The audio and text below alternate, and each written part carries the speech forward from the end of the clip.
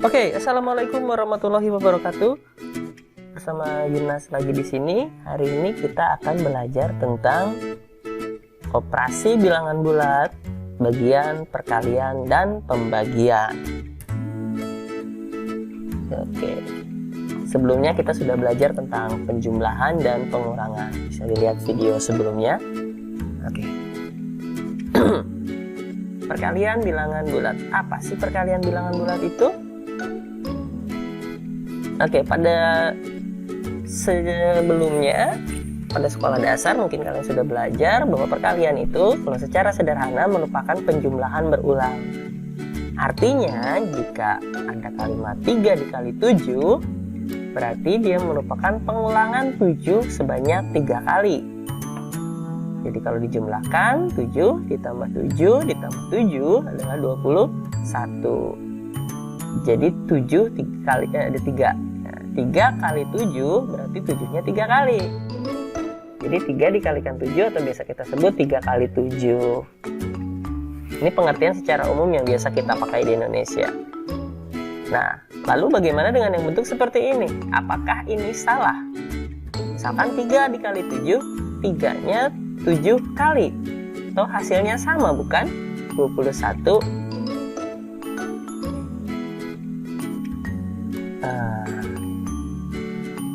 Ayo, kira-kira betul atau salah? Nah, jadi gini. Secara pengertian, pada umum contoh yang pertama adalah yang benar. Jadi 3 kali 7 adalah 7-nya yang 3 kali. Namun memang ada beberapa negara di luar, contohnya seperti Jepang, setahu saya, itu menerapkan pola yang di bawah. Namun, supaya kalian tidak pusing, kita pakai yang di atas saja ya. Karena kita berada di Indonesia. Lanjut. Nah, perkalian bilangan bulat positif dan negatif. Yang terkadang suka menjadi kendala saat kalian menghitung adalah saat tandanya berbeda. Bagaimana dengan 3 dikali negatif 7? Ya, kalian tinggal jabarkan saja sebenarnya. Negatif 7, negatif 7, negatif 7. Jadi negatif 7 ditambah negatif 7, negatif 14. Ditambah negatif 7 berarti negatif 21. Bagaimana dengan 5 dikali negatif 4? Berarti negatif 4-nya 5 kali. Kalau kita jumlahkan berarti negatif 20. Contoh lain, 6 dikali negatif 8. Berarti negatif 8-nya 6 kali. Negatif 8 sebanyak 6 kali. Kemudian dijumlahkan. Lalu akan ketemu hasil negatif 48. Sudah bisa menyimpulkan? Oke, berdasarkan contoh di atas, hasil perkalian bilangan bulat positif dengan bilangan bulat negatif, hasilnya pasti selalu bilangan negatif. Contohnya tadi 3 itu bilangan bulat positif, negatif 7 bilangan negatif. Hasilnya adalah negatif 21. Jadi kalau saya punya bilangan bulat A dikali negatif B, maka hasilnya adalah negatif A dikali B. Lalu bagaimana kalau dibalik? Kalau misalkan negatif yang dikali positif, apakah bisa dijumlahkan? Karena kan negatif pengalinya. Nah, contohnya gini deh. 3 dikali 3, 9. Oke? 2 dikali 3 berapa? 6. 1 dikali 3 berapa? 3. 0 dikali 3, 0. Negatif 1 dikali 3, negatif 3. Negatif 2 dikali 3, negatif 6. Nah, dari sini kita bisa melihat pola bahwa ini berkurang 3. Ini berkurang 3. Ini juga berkurang 3. Berkurang 3. Berkurang 3. Jadi dia selalu berkurang 3. Nah, dari pola ini juga kita bisa mengambil contoh di mana ada suatu bilangan bulat negatif yang di depan dan bulat positif yang di belakang. Contohnya ini dan ini. Nah, kalau kita ambil secara garis besar, kita ambil contoh yang paling bawah, berarti dia adalah negatif 2 dikali 3 sama dengan negatif 6. Berarti kan negatif 2 ini adalah bilangan negatif A, B adalah 3. Nah, hampir sama dengan yang tadi. Jadi sebenarnya perkalian bilangan bulat negatif dan positif hasilnya juga negatif. Jadi kalau negatifnya di depan ataupun di belakang, hasilnya tetap negatif. Lalu bagaimana dengan perkalian bulat negatif dengan negatif? Saya kasih contoh lagi. 3 dikali negatif 2, negatif 6. 2 dikali negatif 2, negatif 4. Coba dilihat angka yang hijau, dia memiliki pola. 1 dikali negatif 2, negatif 2. 0 dikali negatif 2, 0. Negatif 1 dikali negatif 2, berapa? Lihat polanya di atas.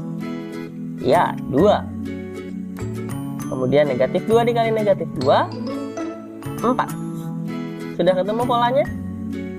Ya, betul. Polanya bertambah 2. Dia selalu bertambah 2. Nah, kalau kita lihat yang negatif dengan negatif, di mana bilangan pengalinya adalah sesama bilangan bulat negatif, ini dan ini. Nah, berarti kita bisa simpulkan bahwa kalau ada dua bilangan bulat negatif saling mengalihkan, hasilnya jadinya positif.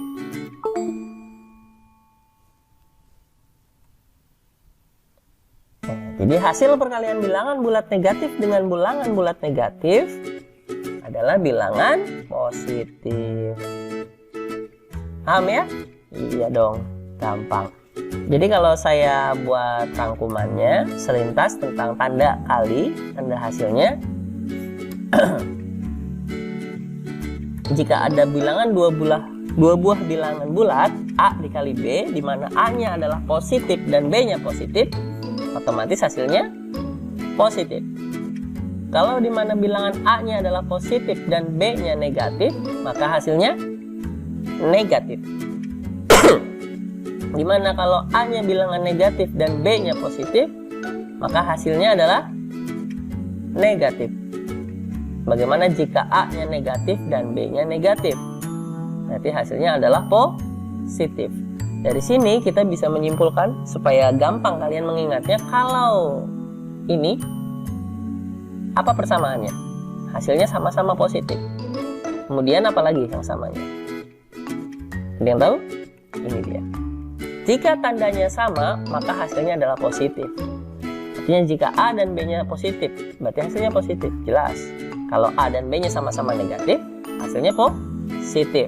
Jadi kalau dia memiliki tanda yang sama, kemudian dikalikan, hasilnya itu pasti positif. Nah, berbeda dengan yang satunya lagi, yang ini.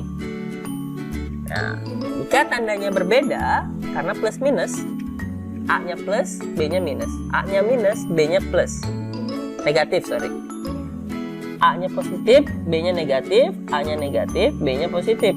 Tandanya berbeda, maka hasilnya pun adalah negatif. Itu ya. Jangan sampai ketukar lagi. Kadang kalian suka mempertanyakan, Pak, positif dikali negatif bagaimana? Oke, sudah jelas ya. Tinggal dilihat tabel ini dan kalian pasti ingat. Kemudian sifat-sifat perkalian. Oke, kita akan belajar tentang sifat-sifat perkalian. Nah, sifat-sifat perkalian itu yang pertama adalah sifat tertutup.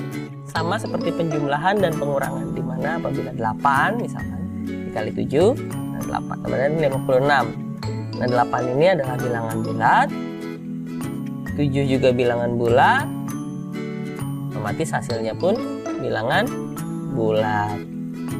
Misalnya 11 dikali 5, negatif 5 sama dengan negatif 55. 11 nya bilangan bulat, negatif 5 nya bilangan bulat, dan negatif 55 bilangan bulat, negatif 55 nya. Contoh lain, negatif 3 dikali negatif 21 sama dengan 63. Dimana negatif 3 adalah bilangan bulat, negatif 21 juga bilangan bulat, maka 63 pun adalah bilangan bulat. Jadi pada dasarnya kita simpulkan bahwa perkalian bilangan bulat akan selalu menghasilkan bilangan bulat. Inilah yang dikenal dengan sifat tertutup. Sifat selanjutnya adalah sifat komutatif atau pertukaran. Sama halnya seperti penjumlahan, perkalian pun memiliki sifat komutatif. Contohnya misalkan 5 dikali 7 sama dengan 35. maka kalau ditukar tempatnya 7 dikali 5 pun tidak masalah. Hasilnya akan sama 35. Negatif 3 dikali 9 sama dengan negatif 27. Kalau kita tukar pun 9 dikali negatif 3 sama dengan negatif 27. Oke? Nah, dari contoh di atas, jadi hasil perkalian dua buah bilangan bulat akan selalu sama walau dipertukarkan tempatnya. Jadi sifat komutatifnya adalah kalau A dikali B berarti B dikali A. Hasilnya tetap sama. Lanjut. Lalu perkalian pun memiliki sifat asosiatif atau pengelompokan. Contoh, 6 dikali 4 dikali 8. Kita kerjakan yang di dalam kurung dulu. 6 dikali 4 sama dengan 24 dikali 8. 24 dikali 8 adalah 192. Sekarang kita kurungnya kita pindahkan ke 4 kali 8. Jadi 6 dikali 4 dikali 8. Dalam kurung ya, 4 kali 8-nya. Kita kerjakan yang di dalam kurung dulu.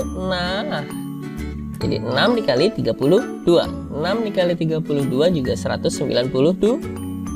Ini sama. Otomatis kita bisa menyimpulkan bahwa perkalian 3 atau lebih bilangan bulat akan memperoleh hasil yang sama walaupun ditukarkan pengelompokan bilangan yang berbeda. Jadi sifat asosiatif bisa berlaku di perkalian A kali B dikali C sama dengan A dikali dalam kurung B dikali C. Nah, lalu sifat lainnya adalah sifat distributif terhadap penjumlahan. Apa sih distributif itu? Contohnya seperti ini. Misalkan saya punya angka 6 dikali 4 ditambah 8. Kita boleh mengerjakan yang di dalam kurung dulu. Berarti 6 dikali 12. 6 dikali 12, 72. Ini penghitungan biasa. Nah, di perkalian kita bisa menggunakan sifat distributif. Contohnya adalah 6 dikali 4 ditambah 8.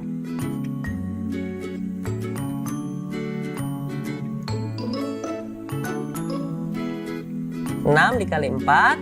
Nah, terus 6 dikali 8. Berarti 6 dikali 4 berapa?